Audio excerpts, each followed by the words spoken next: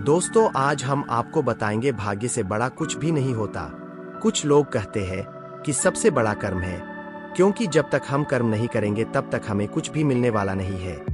लेकिन दोस्तों, हमारा मानना है कि किसी भी इंसान के कर्म भी उसके भाग्य में लिखे होते हैं। इंसान जो भी कुछ कर पाता है या जो कुछ भी वह अपने जीवन में प्राप्त करता है, सब उसके भाग्य के आधार पर ही उसे मिलता है। आज की वीडियो में हम आपको इसी से जुड़ी एक कहानी बताएंगे।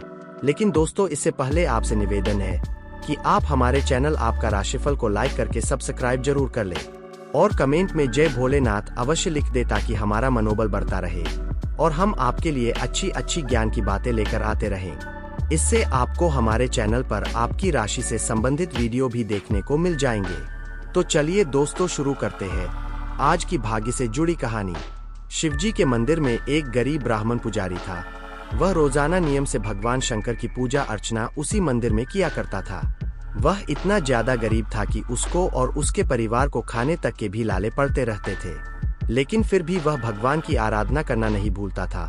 वह रोज बगीचे से ताजे फूल तोड़कर लाता और पूजा की सामग्री इकट्ठा करके नियम पूर्वक भगवान भोलेनाथ की स्तुति करता। एक दिन भोलेनाथ और माता पार्वती आकाश मार्ग से कहीं जा रहे थे। जाते जाते माता पार्वती की नजर भगवान भोलेनाथ के मंदिर और उसी पुजारी पर पड़ी। माता पार्वती उस गरीब ब्राह्मण पुजारी की दशा को देखकर विचलित हो उठीं। उन्होंने तुरंत भगवान शिव जी से कहा, हे प्राणनाथ, आप तीनों लोकों के मालिक हैं। आपसे इस संसार में कुछ भी छुपा नहीं है, फिर आप ऐसा कैसे कर सकते हैं प्रभु? भगवान शंकर बोले, मैं कुछ समझा नहीं देवी, मुझे बताइए आपकी शंका क्या है?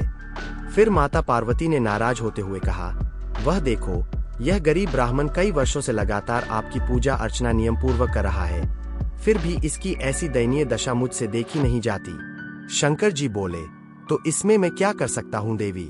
माता और भी नाराज होते हुए बोली, आप तो भोले हैं भोलेनाथ, आप सब कुछ जानते हैं, फिर भी ये आपका भक्त इतना गरीब क्यों है?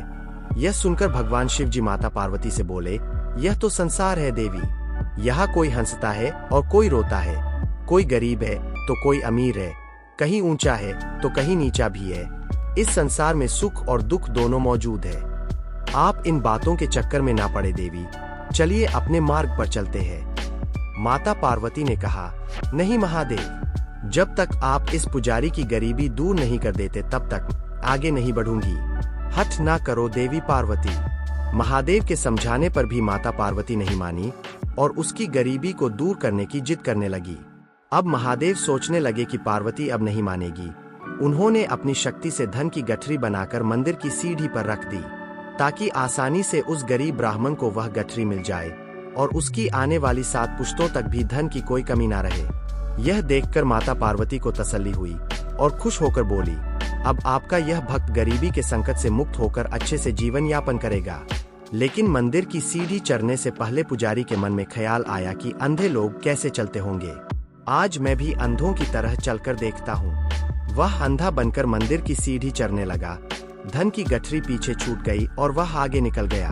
यह देखकर माता पार्वती हैरान रह गई। इस पर शंकर भगवान ने कहा, हैरान मत होइए देवी, इसमें हैरानी की कोई बात नहीं है, क्योंकि इस संसार में हर व्यक्ति जन्म के समय से ही अपना भाग्य लेकर आता है। इसके भाग्य में अमीरी नहीं है, इसलिए कोई भी इसकी गरीबी को छुड़ाकर अमीर नहीं बना सकता।